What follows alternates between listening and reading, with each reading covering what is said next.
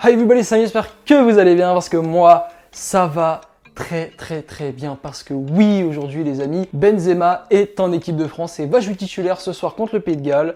Car oui, je tourne cette vidéo le mercredi, donc pour marquer le coup, j'ai sorti le petit maillot. Alors non, je ne me suis pas mis à faire des vidéos football sur cette chaîne. Bien évidemment, on reste sur le thème des études et encore de la technologie. Et d'ailleurs, c'est le sujet de cette vidéo, je vais combiner les deux, car oui, aujourd'hui, je vais vous donner mon top 5 des applications que je conseille et que j'utilise en tant qu'étudiant. Commençons sans plus tarder avec la première application, To-Do. C'est une application qui a totalement révolutionné mon workflow. Mais tout d'abord, To-Do, qu'est-ce que c'est ? C'est une application créée par Microsoft qui est concrètement une application de to-do list. Pour les non-bilingues, une application de liste de choses à faire. Concrètement, ça te permet de créer des listes contenant des tâches ainsi que des sous-tâches que tu peux cocher au fur et à mesure que tu vas exécuter dans ta journée. Alors quel est l'intérêt, vous allez me dire, pour un étudiant ? Eh bien, c'est de garder le cap sur sa journée. Parce que oui, si vous avez vu ma dernière vidéo prépa versus fac qui s'affiche juste ici, eh bien, il y a un moment où je dis tout simplement que quand vous êtes à la fac et que vous voulez réviser, il y a des moments où vous arrivez, vous ne savez pas du tout quoi faire, vous êtes face à votre classeur et vous bégayez, vous ne faites rien.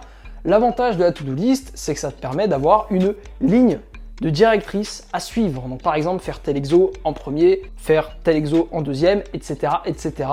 Et c'est beaucoup mieux pour les révisions. Puisque comprenez que la principale chose qui freine notre productivité en tant qu'étudiant et même forcément en tant que personne, ce sont les choix. Chaque choix que vous faites chaque jour vous fait perdre une quantité non négligeable d'énergie. Le but de la to-do list, c'est de condenser cette énergie à consacrer à faire des choix de ce que tu vas faire, comment tu vas le faire, dans une période déterminée de ta journée. Ça peut être le matin, ça peut être le soir. En tout cas, le but, c'est de ne plus avoir ensuite à effectuer ces choix-là et à tout simplement suivre un petit peu comme un robot les tâches les unes après les autres. L'application To-Do est pas la seule qui existe sur le marché, bien évidemment. Vous en avez pas mal d'autres, des applications To-Do List, c'est pas ce qui manque. Vous pouvez même utiliser les rappels qu'il y a sur votre iPhone. Ou encore une application que j'aime bien mais qui est payante, c'est To-Do. C'est une application un peu plus minimaliste dans l'interface. Surtout que l'avantage de l'application To-Do, c'est la connexion entre les appareils. Puisque forcément, To-Do de Microsoft, vous pouvez le retrouver en ligne grâce à votre compte Microsoft sur par exemple un PC Windows,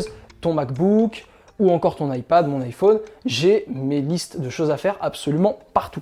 Maintenant que vous savez le travail qu'il vous faut faire, eh bien, il va falloir le faire. Et pour cela, rien de mieux que de réviser les notes que vous avez prises manuscrites sur l'application que je vais vous citer juste après. Application numéro 2, Notability. Notability est une application de prise de notes manuscrites qui est disponible sur iOS. Comprenez tout d'abord que pour moi, voir des gens avec des feuilles en 2021, ça me donne envie de vomir. Sincèrement, on est dans l'époque du numérique, je peux pas le supporter. C'est pour ça que personnellement, dès que j'ai pu m'affranchir des feuilles, des classeurs, etc., je l'ai fait. Aujourd'hui, je prends tous mes cours sur une seule application, Notability. C'est une appli de notes manuscrites qui permet de prendre des notes à partir de pages vierges, donc par exemple d'une feuille blanche, et qui permet aussi d'annoter des diaporamas par exemple, ou encore des fichiers, etc., de les annoter à la main. C'est mon appli principale de prise de notes manuscrites.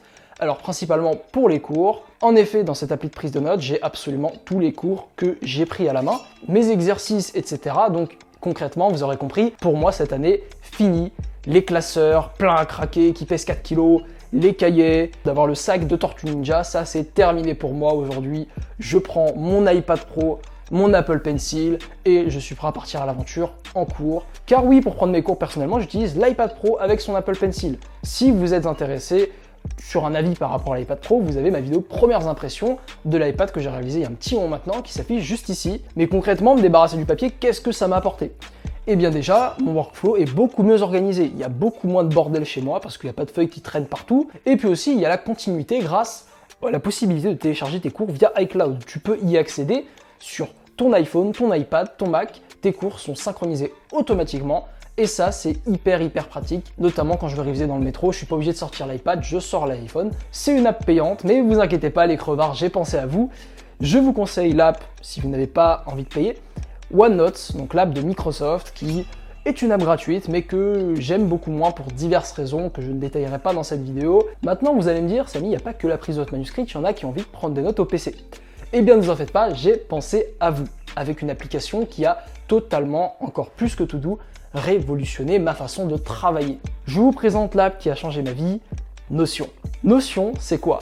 C'est une app de prise de notes en ligne, mais du coup la particularité c'est que vous avez accès à vos documents absolument partout puisque c'est un stockage en ligne. Donc concrètement vous pouvez créer différents workflows, vous pouvez taper du texte, vous pouvez importer des images, créer pas mal de petites choses. Il y a beaucoup de fonctionnalités sur Notion. Vous avez la possibilité de créer des tableaux, d'afficher, du code. Vous pouvez faire beaucoup de choses, vous pouvez créer des sortes de pages que vous allez invoquer à chaque fois. Le principal avantage de cette application, comme je vous l'ai dit, c'est qu'on peut y accéder via l'iPhone, l'iPad, le Mac, et aussi sur des PC. Si par exemple tu es à l'école et que tu travailles sur les PC de ton école, tu peux y accéder, cette application, c'est super utile. Peut-être qu'un jour j'en ferai une vidéo, si jamais ça vous intéresse, n'hésitez pas d'ores et déjà à vous abonner à ma chaîne YouTube et puis aussi éventuellement à me lâcher un like. En tout cas, on peut passer à la 4e application. Alors quand on est étudiant, inévitablement, on prend les transports en commun. Et ça fait que vous avez énormément de temps à consacrer que vous pouvez utiliser à faire quelque chose de productif. Et bien pour cela, j'ai trouvé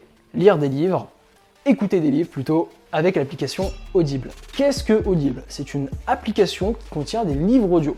Autrement dit, ce sont des livres qui vont être lus dans tes oreilles, ce qui fait que tu n'as pas besoin d'avoir une abstraction visuelle ou motrice. Tu peux tout simplement, sur ton trajet, écouter le livre. C'est notamment hyper pratique quand tu vas tout simplement en cours à pied, ou alors si tu prends la voiture, donc tu dois conduire, te focaliser, tu peux pas lire de livres à côté en même temps. La lecture, vous aurez remarqué, je pense, je n'ai pas besoin de vous le dire, c'est super important.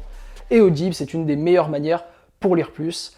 J'ai lu énormément de livres grâce à Audible.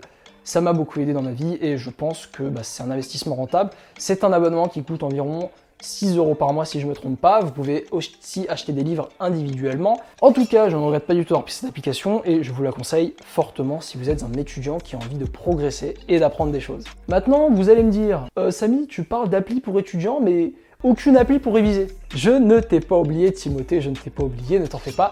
J'ai la dernière appli que je te réserve, qui est une appli de révision. C'est une appli vraiment géniale qui s'appelle Anki.